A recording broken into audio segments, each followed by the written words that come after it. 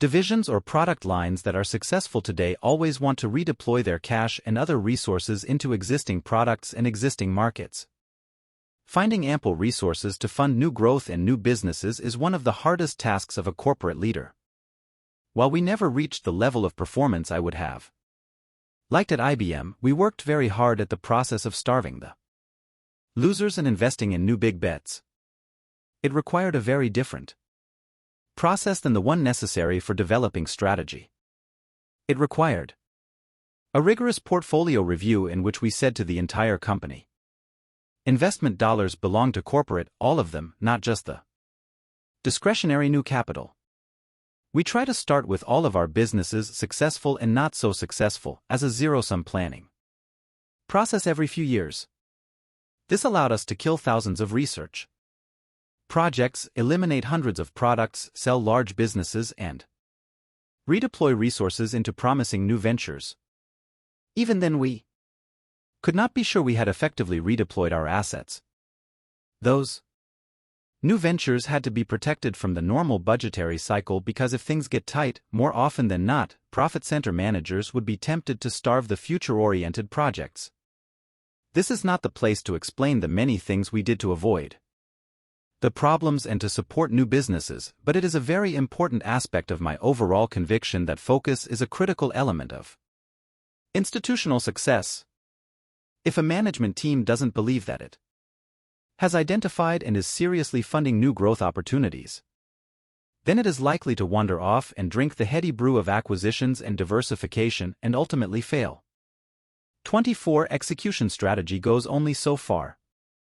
Execution, getting the task done, making it happen, is the most unappreciated skill of an effective business leader. In my years as a consultant, I participated in the development of many strategies for many companies. I will let you in on a dirty little secret of consulting. It is extremely difficult to develop a unique strategy for a company, and if the strategy is truly different from what others in the industry are doing, it is probably highly risky. The reason for this is that industries are defined and bounded by economic models, explicit customer expectations, and competitive structures that are known to all and impossible to change in a short period of time. Thus, it is very hard to develop a unique strategy, and even harder, should you develop one, to keep it proprietary. Sometimes a company does have a unique cost advantage or a unique patented position. Brand position can also be a powerful competitive position, a special advantage that competitors strive to match. However, these advantages are rarely permanent barriers to others.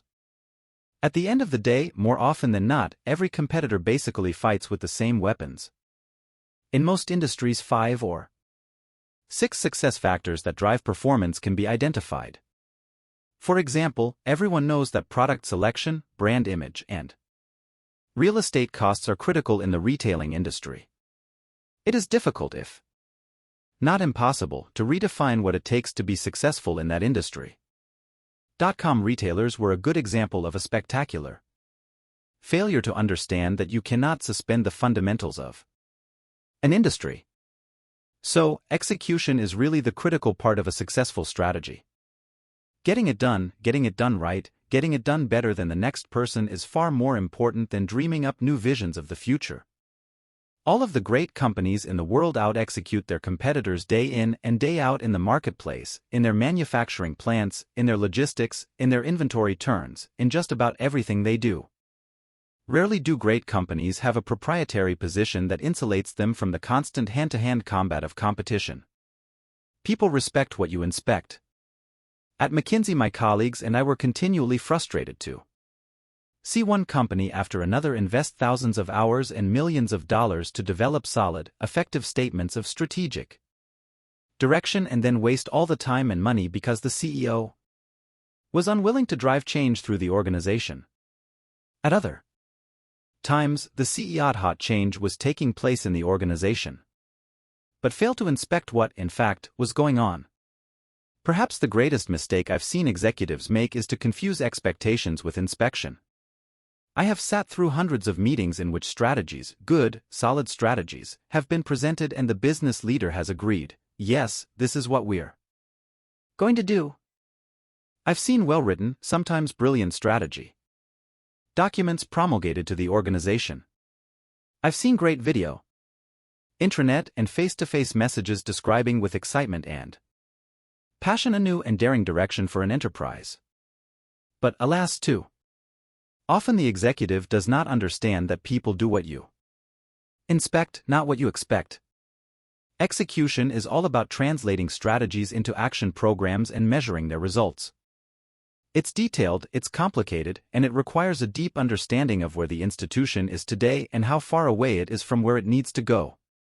Proper execution involves building measurable targets and holding people accountable for them. But, most of all, it usually requires that the organization do something different, value something more than it has in the past, acquire skills it doesn't have, and move more quickly and effectively in day-to-day relationships with customers, suppliers, and distributors. All of this spells change, and companies don't like to change because individuals don't like to change. Computer industry in the late 1980s and early 1990s. It had documented numerous strategies to deal with a changing world. One document described the environment as a sea of speedboats surrounding a floundering supertanker, IBM. Newspaper accounts in the early 1990s suggested that my predecessor was exhorting and pressing the company to pursue new strategies. So what happened? The strategic requirements were clear, the CEO was demanding their implementation, but the company stood still in the water. Execution is the tough, difficult, daily grind of making sure the machine moves forward meter by meter, kilometer by kilometer, milestone by milestone. Accountability must be demanded and, when it is not met, changes must be made quickly.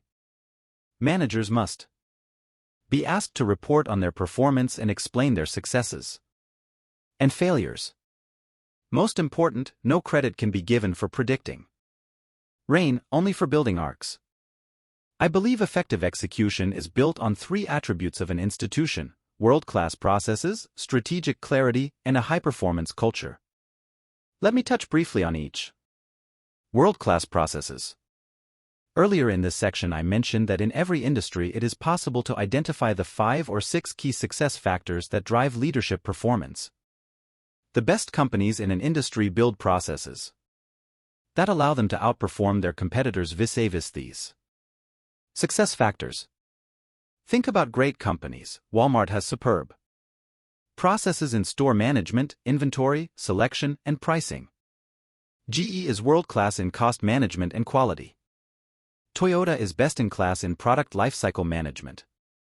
At IBM we know that the product design function, the process by which we decide what products to build, with what attributes and features, at what cost, and at what time to be delivered to the marketplace, is critical in our industry. This function is also critical, for example, to the automobile industry but not, say, to the petroleum industry. Consequently, we worked very hard for 5 years to build a world-class process for product design. It involved millions of dollars of investments, thousands of hours of work, and, eventually, changed the way tens of thousands of IBMers worked. We have done the same thing with 6 other processes that we consider crucial to competitive success. Great companies cannot be built on processes alone. But believe me, if your company has antiquated, disconnected, slow-moving processes, particularly those that drive success in your industry, you will end up a loser. Strategic clarity. Remember the old saying, if you don't know where you are going, any road will get you there. No sports team can score if the players don't know what play is called. If everyone has to think about what to do before acting, then confusion and ineptitude are inevitable. Companies that out-execute their competitors have communicated crystal-clear messages to all their employees. This is our mission. This is our strategy. This is how you carry out your job. But high-caliber execution cannot simply be a matter of exhortation and message. Execution flows naturally and instinctively at great companies, not from procedures and rule books. Manuals may play a role in early training activities, but they have limited value in the heat of battle. Superb execution is more about values and commitments. At American Express, we knew we provided the best customer service in the industry, not because our training manuals said it was important but because our people on the firing line, those who talked to customers all day, believed it. They knew it was a critical component of our success. The wonderful sales force at the Home Depot who eagerly seek to help you when you visit their stores have a clear understanding of their role in making the company successful. Their behavior emanates from conviction and belief, not from procedures. On the other hand, too many companies send conflicting signals to their employees. We want the highest quality in the industry, says the CEO in January. We need to cut expenses by 15%. Across the board, says the CFO in March. How do the people facing the customer in this enterprise behave the next time a conflict arises over an important customer need? Mixed signals can be pervasive and difficult. For example, IBM, I'm sure, always preached the importance of teamwork, yet everyone's pay was based on individual unit performance.